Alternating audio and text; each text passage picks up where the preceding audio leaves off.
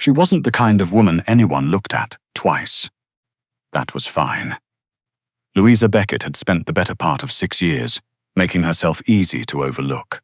She kept her voice soft, her chair pushed close to her desk, her cardigan dark and her head down. She wore sensible flats that didn't click when she walked. She arrived 8 minutes before everyone else and left 12 minutes after the cleaning crew came through. She made herself small in every way that mattered, which was a remarkable feat for a woman who was, by any objective measure, not small at all. She was the head bookkeeper for Triton Shipping and Logistics, which was not, as the name implied, primarily a shipping and logistics company. It processed enough legitimate freight to satisfy any cursory audit.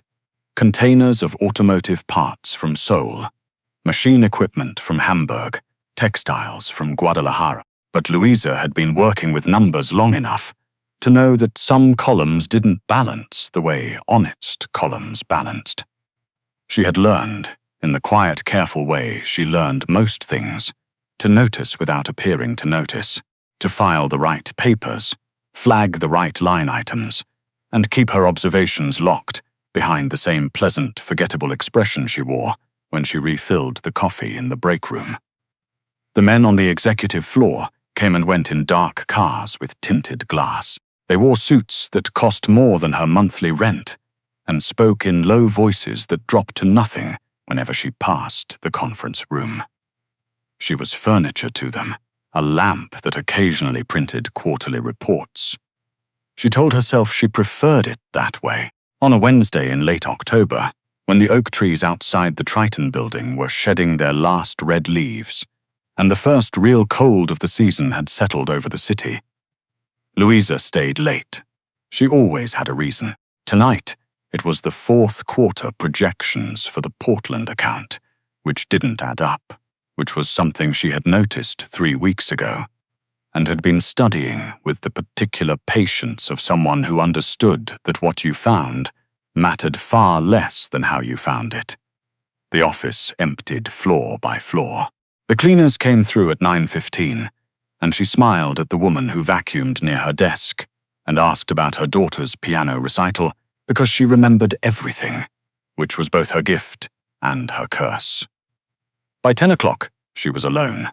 The fluorescent lights hummed. The rain had started outside, soft and constant, tapping at the high windows. She found it at 10:47. Not the discrepancy. She'd known about that for weeks.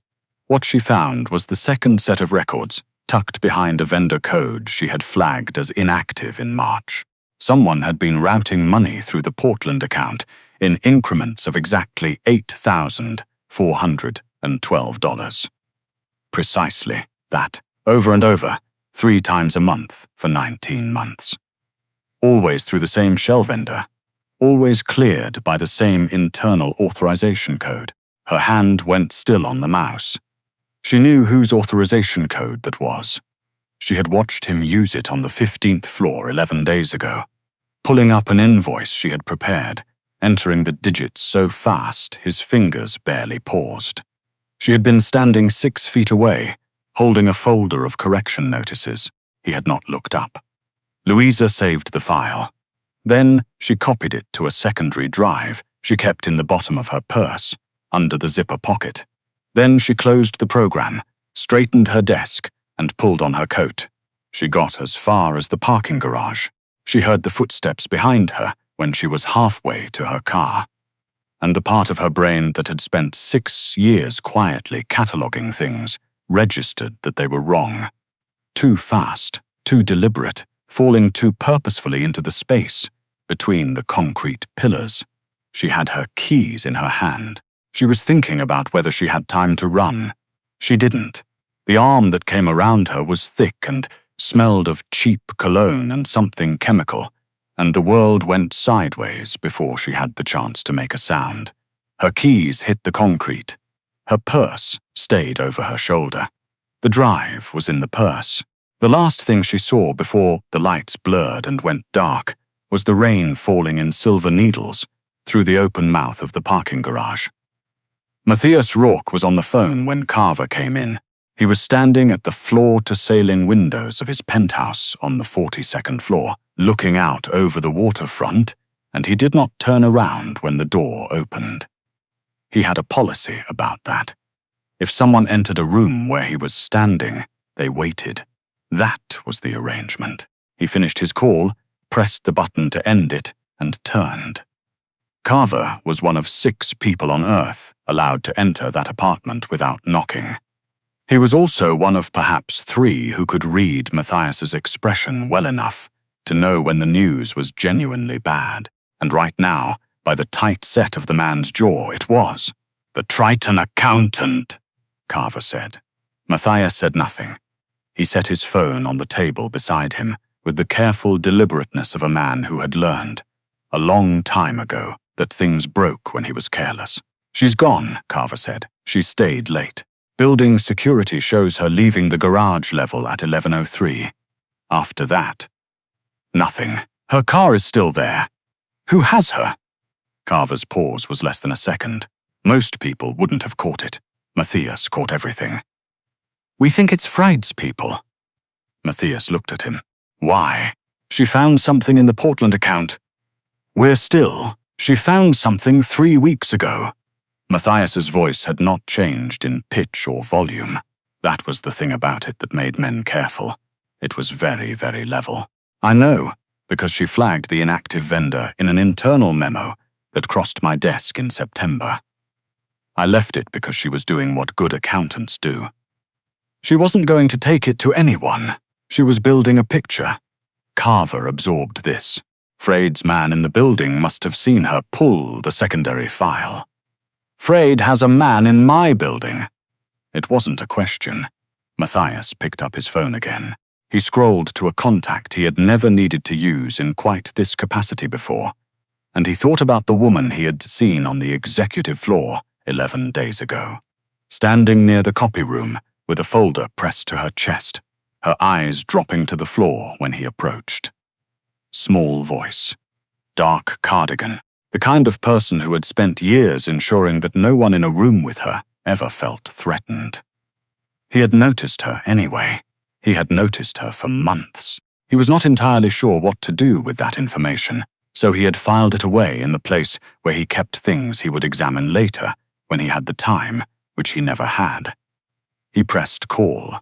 Drummond answered on the first ring. "Find the accountant," Matthias said. "Louisa Beckett." She was taken from the Triton garage, somewhere between 10:45 and 11:15. Freud's crew.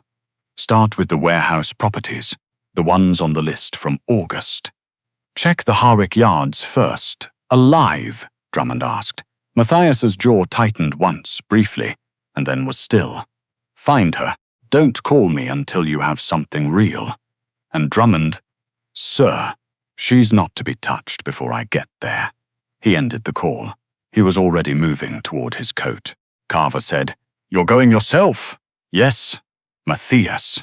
Matthias looked at him once, and Carver, who had been with him for 11 years and had seen things that could not be unseen, closed his mouth. She woke up in the dark. There was a moment of pure white confusion, the kind that comes after dreamless unconsciousness, when the brain reboots slowly and arrives at awareness before it arrives at understanding. She was sitting. Her wrists were zip-tied to the arms of a wooden chair. Her purse was gone. Her left cheekbone throbbed in a way that suggested impact. Her stockings had a run in the left knee. She thought, the stockings. And then she thought, focus. Louisa Beckett had never been a woman who fell apart. She had been knocked down plenty of times in her life. By ex-bosses who promoted around her, by family members who loved her in the conditional way, by the years of standing in front of mirrors and having to negotiate a treaty with the person looking back. She had always gotten back up. Not loudly, just steadily. She looked around the room. Warehouse. Single hanging bulb, currently unlit. Ambient light coming from the door to her left. Dim, orange, the kind thrown by work lamps. She could hear voices. 2 of them, maybe 3 somewhere beyond the door. She could hear water, the harbor. She was near the docks. She tested the zip ties. Solid. The chair was heavy, Wood old bolted, or simply very heavy. She tried to tilt it, couldn't quite manage it without noise. She thought about the drive, about what was on it, about who would find it, and when, and whether it would matter. Then the door opened. The man who came in was not someone she recognized. He was large, wearing a jacket with a logistics company logo on the chest, and he looked at her with the flat professional disinterest of someone whose job was simply to ensure she stayed where she was placed. He checked the zip ties without speaking. He left. 10 minutes passed. Or 20. She had lost her watch. The second man who came in did not have the flat professional disinterest. He had the particular controlled anger of someone who has been frustrated and has decided to express it in a productive direction. He crouched in front of her chair, and the light from the open door caught his face, and she recognized him, because she recognized everyone. Gareth Frade. Not the man whose name was on the Frade Group letterhead. That was his older brother, who played golf and attended charity dinners. This was the one who actually ran things. She had seen him twice, at Triton, on the floors she wasn't supposed to have access to. "The drive," he said. "I don't know what you're talking about," Louisa said. He hit her. Not hard enough to knock her out, hard enough to make the world ring. She felt her lips split and tasted copper and thought. In the strange, clear way her brain operated under duress. "He doesn't want me unconscious. He wants me afraid." "The drive," he said again. "I don't know," she said, "what you're talking about." He stood up. He looked at her with something that might, on another face, have been frustration. "You were pulling records from the Portland account." "We have it on camera." "I pull records from the Portland account every month," she said. "It's my job. You copied them." "I save copies of everything, in case of audit." She met his eyes. Her cheek felt like it was packed with glass, but her voice was steady. She had spent 6 years perfecting steady. "That's also my job." He looked at her for a long time. "You're going to tell me where it is," he said, "because the alternative is something neither of us is going to enjoy." She said nothing. He left. The door closed. The dark came back. She sat with it and thought about the fact that she had, on some level, always known that a job like hers, in a place like Triton, had a weight to it, that the neatness of her columns and the silence of her presence could not entirely insulate her from the things she was adjacent to. She had told herself it would be fine, that she was furniture. That furniture didn't get dragged out into parking garages. She breathed in slowly. She breathed out. She had been wrong about the furniture, but she was not going to give him the drive, not because she was brave. She wasn't sure she was, but because she was stubborn in the way that quiet people sometimes are, deep down where no one ever thinks to look for it. She sat in the dark and she waited. The call came at 1:17 in the morning. Drummond said, "Harwick Yards, North Warehouse, the one by the crane platform. 4 of Frade's men inside. She's in the back room. She's—" And here there was the smallest of pauses. "She's been roughed up some, sir." The words landed in Matthias's chest like something igniting. He was in the car. He had been in the car for 90 minutes, which was longer than it should have taken, because Frade had moved her twice before the Harwick Yards. They were thorough Frade's people, or they had been until tonight. "Don't go in," he said. "Hold position. I'm 4 minutes out." "Sir, she might need 4 minutes, Drummond." He put the phone down. He looked out the window at the wet black streets, at the orange reflection of the city on the harbour. He was already doing the arithmetic. Frade's brother had a seat on the Triton board, the man whose authorization code Louisa had traced. Matthias knew exactly who that was, had known since September, had been letting the thread unspool to see where it led. He had not anticipated that the thread would snag on her. That was his mistake. He owned it. He did not make excuses to himself. 2 minutes out, he told the driver to kill the lights. 1 minute out, he texted Drummond a single character. Drummond responded in kind. The warehouse was wide and low, crouched at the edge of the crane platform with the harbour behind it. the water slapping grey and cold against the pilings. There were 2 men outside, who were no longer outside by the time Matthias's people moved through. And then there was a door, and then there was a hallway lit by orange work lamps, and then there was a room. He heard voices. He heard fried. What followed was brief and thorough and conducted with the practiced efficiency of men who had done this work a long time. Matthias moved through it, without speaking, without hurrying, without anything that could be mistaken for urgency, until he got to the back room, and the door opened, and he saw her. She was still in the chair. Her wrists were still bound. In the stronger light of the warehouse, she was more real than she had been in his memory, which was already detailed. The dark hair pulled back unevenly now, the cardigan, the pale skin, the cut on her lip, the bruise along her cheek that was darkening from red to purple.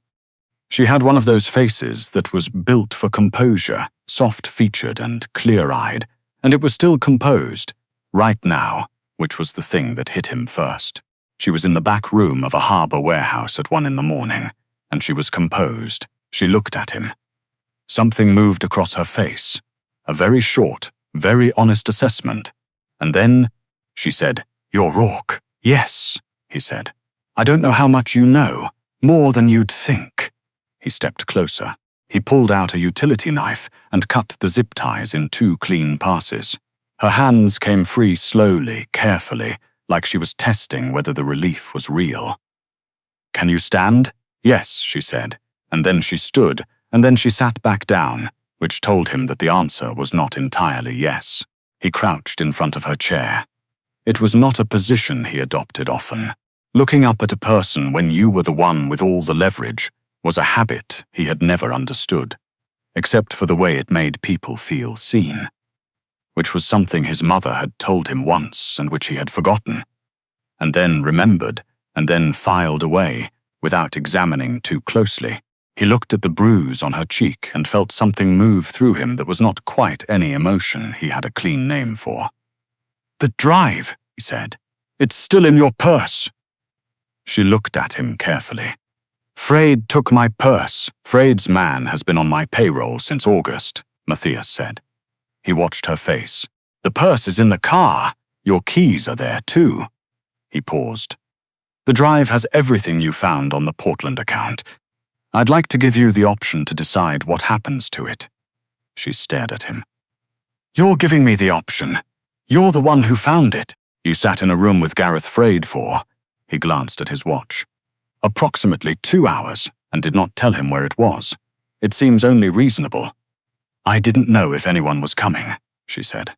"I know.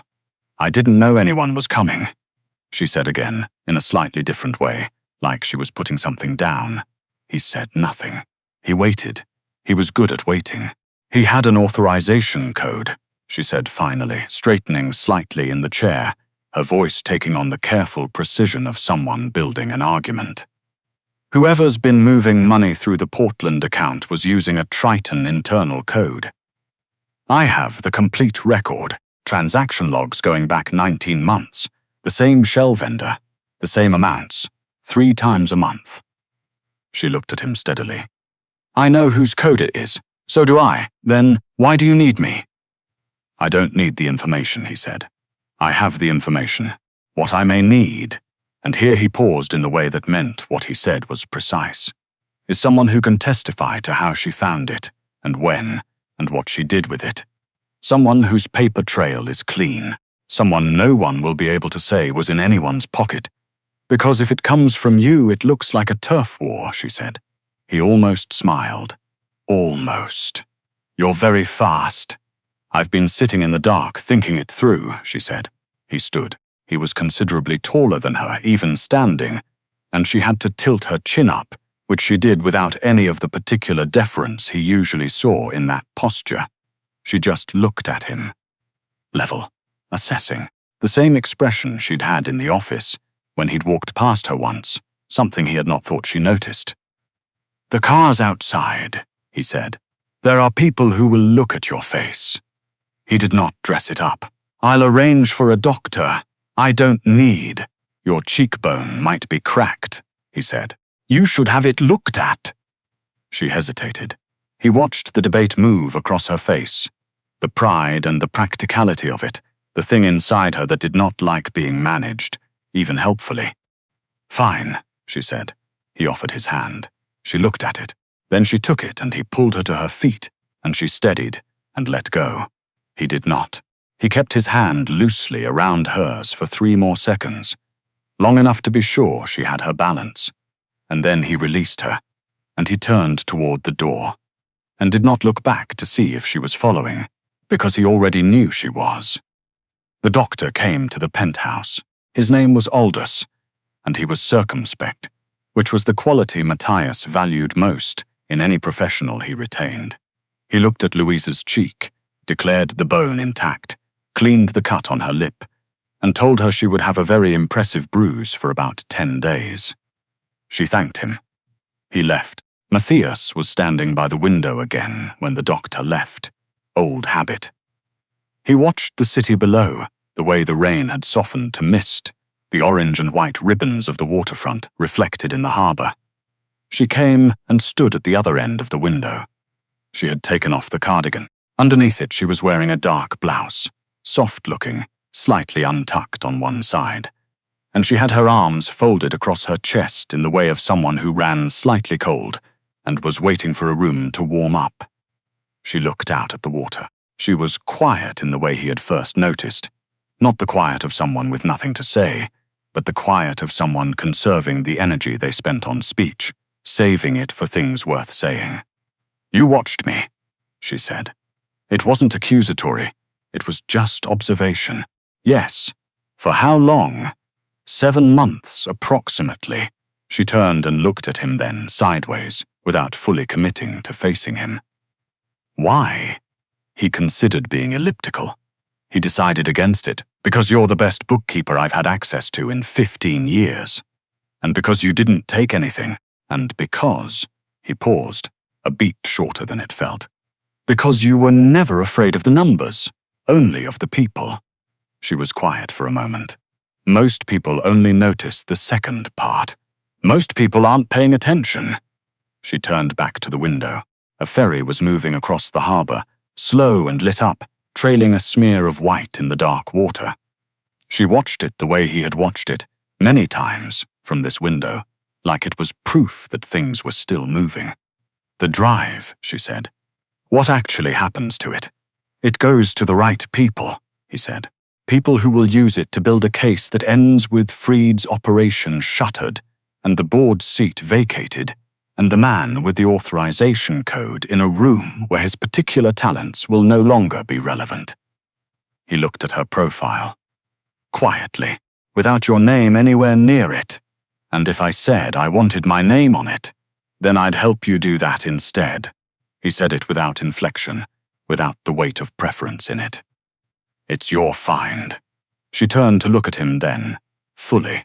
She had dark eyes, which he hadn't been able to determine from 7 months of hallway glimpses, and she was looking at him with something that was not gratitude.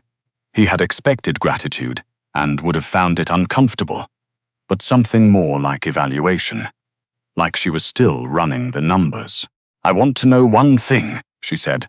Ask it. Did you know they were going to take me?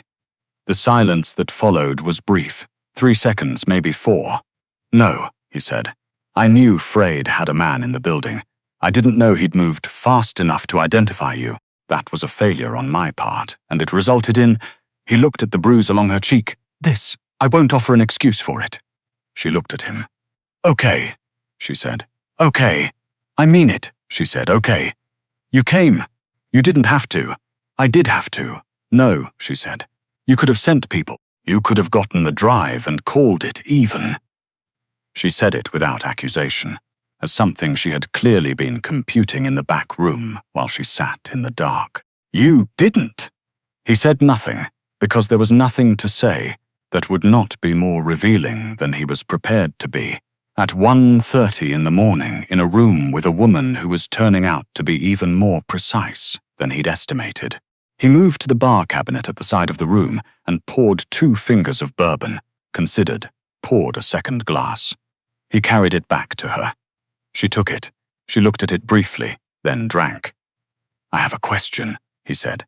"That seems fair. You found the discrepancy in September.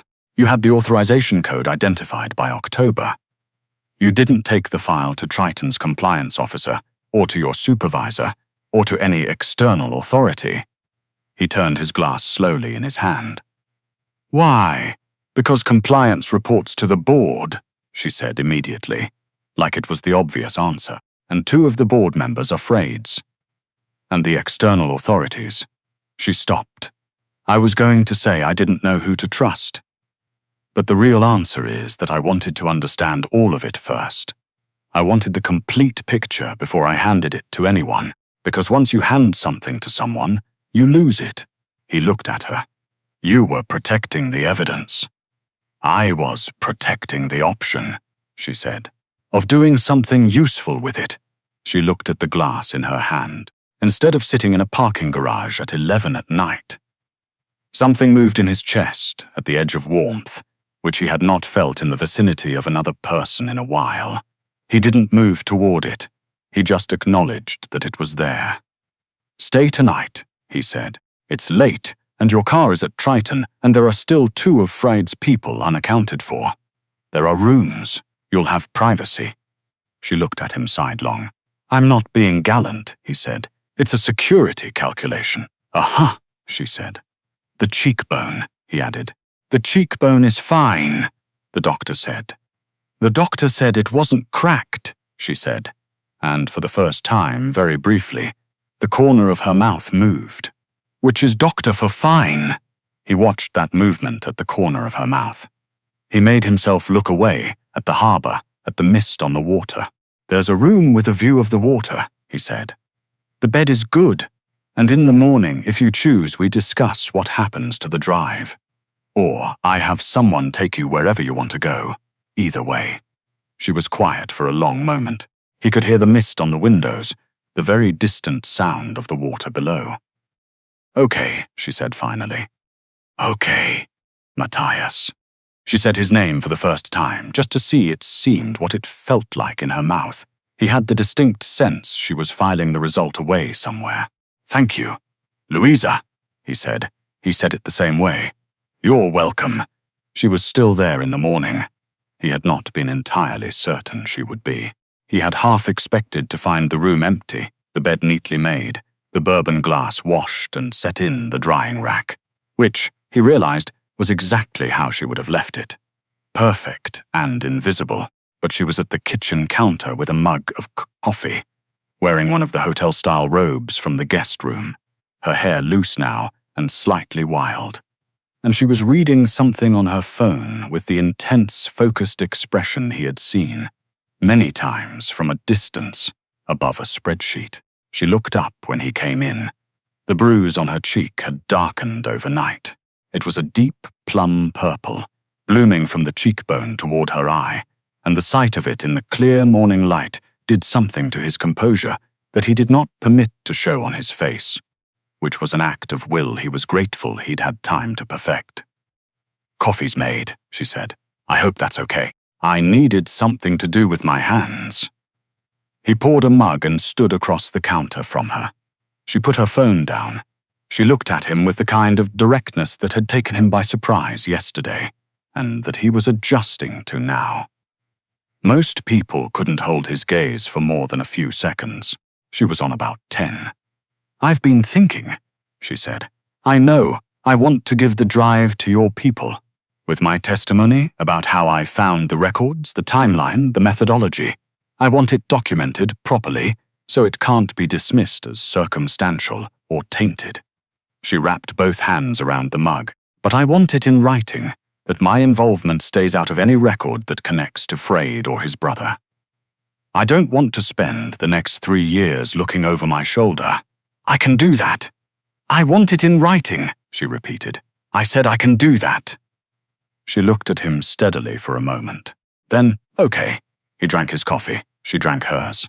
The morning light was coming in off the harbor, pale and thin, the way late October mornings are, and it fell across the counter between them in a slant that made the whole kitchen feel like something out of a painting. Ordinary and specific, and somehow worth looking at. "The Triton job," she said. "Obviously, I can't go back." "No. I wasn't asking permission," she said, with a quickness that wasn't quite sharpness. "I was thinking out loud." She had turned the mug in her hands.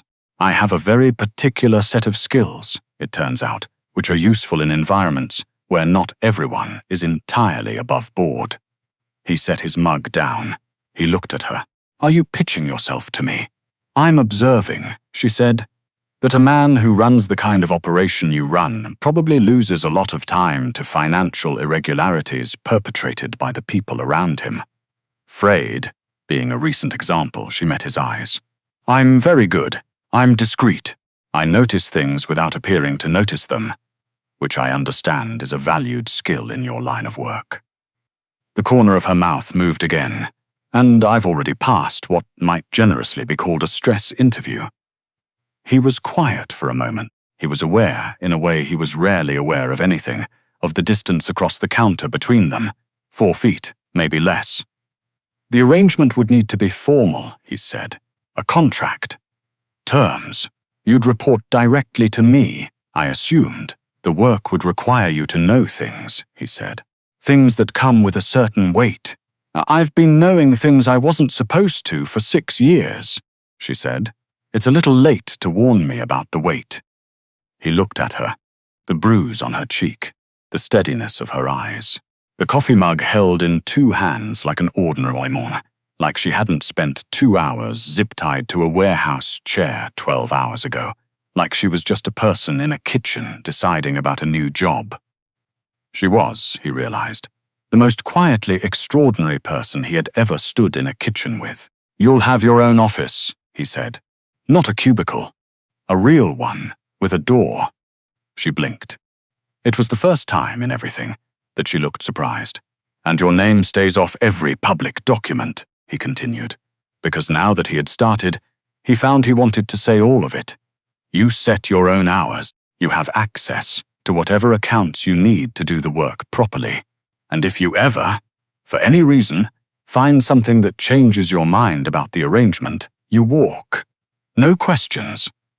She was looking at him. She had been looking at him with the evaluating expression, the running the numbers expression. But now there was something else in it, something a little softer, a little less defended, which he suspected she didn't know was there. "And the rest of it," she said. He raised an eyebrow. "You didn't come to that warehouse because of the drive," she said quietly, not as an accusation. "Just a fact. I'm good at math. I've been doing the math. You had Drummond. You had people. You could have sent anyone." She looked at him. "So the rest of it. What do we do with that?"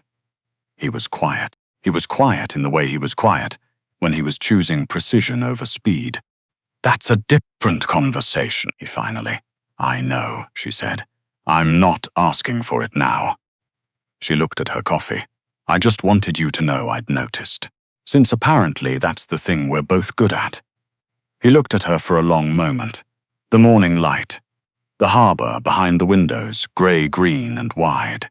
The woman in the kitchen who had sat in the dark for 2 hours and come out the other side still steady, still in possession of herself, still willing to look him in the eye. "There's a good diner 3 blocks from here," he said. "They make good eggs. The coffee is bad, but they know me, so they don't bother us." She looked up. That small movement at the corner of her mouth again. "You're asking me to breakfast," she said. He said. "An extension of the morning. That's very diplomatic." "I have my moments."